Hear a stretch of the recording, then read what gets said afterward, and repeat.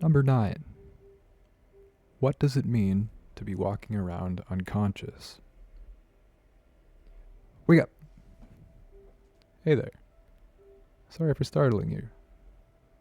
My name is Wu Wei Watts, and welcome back to another video game commentary. It's been a while. I'm sorry, I was sleeping. Well, I sincerely appreciate you stopping by. If you can resonate with today's subject matter, or the subject matter of any one of my previous videos, then perhaps we like to think along the same frequency. Energy and frequency are crucial elements to consider when navigating the world, and this goes for both the inner and the outer. Certain frequencies along this path will be helpful towards your personal growth. Others may be holding you back, and sometimes without you even realizing it. I will not claim to represent either type of frequency for you. That is for you to decide, as this is your life. Okay, let's get into it. What does it mean to be walking around unconscious? I guess I should ask, are you awake or are you asleep? Really look into yourself for the answer and be honest. If you are open to what I have to say, then perhaps, like me, you are on the cusp of waking up. In other words, you're not quite awake yet, but not exactly asleep anymore either. From my perspective, this is a sweet spot to be in. It's a time of awesome transformation. Your evolution has brought you to the point where you're realizing many things about the nature of who you are, who you have been, and where you're going. You are slowly realizing that life is a game to be played with a deeply connected sincerity rather than a die-hard seriousness. You recognize that we are eternal beings living in a material world bound by the play of opposites. The eternal dance between the darkness and the light. You can also see that you embody both. From my perspective, the short answer to today's question is to be unaware of this play. Let's go deeper. Maybe you disagree with me right off the bat, and that's alright. Like I said before, this frequency may not be for you, and that's completely okay. If we really are eternal beings and everything is love and light, then why does suffering exist? Firstly, I'm not claiming everything is love and light. There is certainly darkness in this world. I also won't claim to know the answer to why we may suffer, or even attempt to put it into words.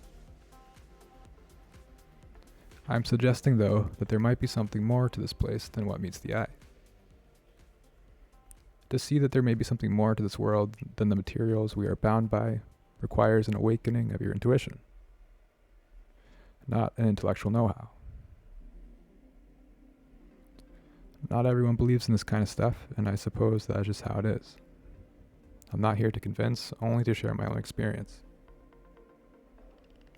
The intuition is so subtle as a frequency that many dismiss its existence outright.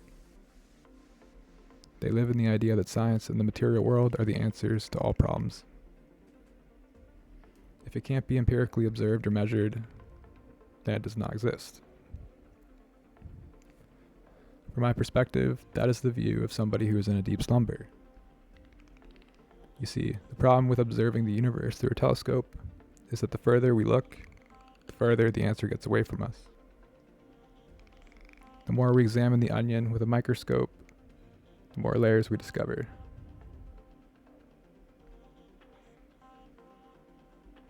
Okay, let's talk life and death here. Do you remember where or who you were before you were born?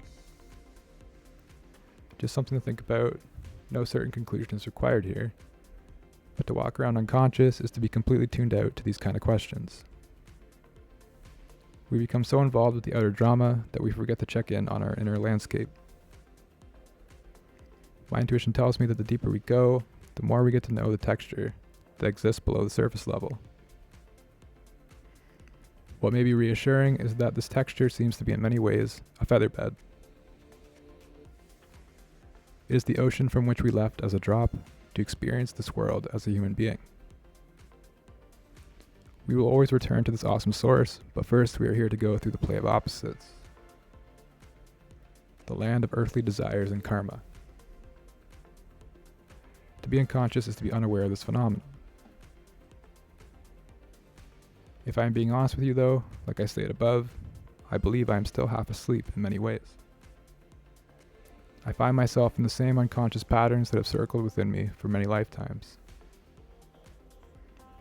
However, having acknowledged this, I feel that I'm onto something here. The game has become increasingly apparent, and once you see the game, you cannot unsee it. I'm now doing my best to make the unconscious conscious, whether it be in my thoughts, behaviors, or desires. Like many others, I'm waking up to the game I've been sleeping through, the game I've been avoiding. The unfortunate bit is that I may have to go through some darkness to reach the light, but that is something I can live with. In the bitterness of it all, the flower grows tall. Through the cemented road, it leans towards the light, growing and growing, but not too fast and not too slow. Just the right amount of growth at the right time. Like a flower growing through a cement road, we all have some sort of challenge ahead of us. I suppose our best bet is to become more aware of our situations and ourselves, whatever that might be. With that awareness, we can trust that all will work out in due time. In conclusion, walking around unconscious means to be unaware of our true natures. As spiritual beings living the human experience, some are waking up, while others are still asleep. It was seen that to win the human level of consciousness, we must wake up to it. It's not an easy barrier to surpass or an easy game to play, but it's for sure possible to find balance and a way through as we work out our karma here. All will unfold organically anyway, so in the long run, I don't think there's anything to worry about fundamentally. I wish you all the best. I hope you got a valuable insight from this commentary. Try your best out there, tune into your intuition, and trust that you're here for a reason. Sat Chit Ananda, that which is consciousness, and that which is bliss.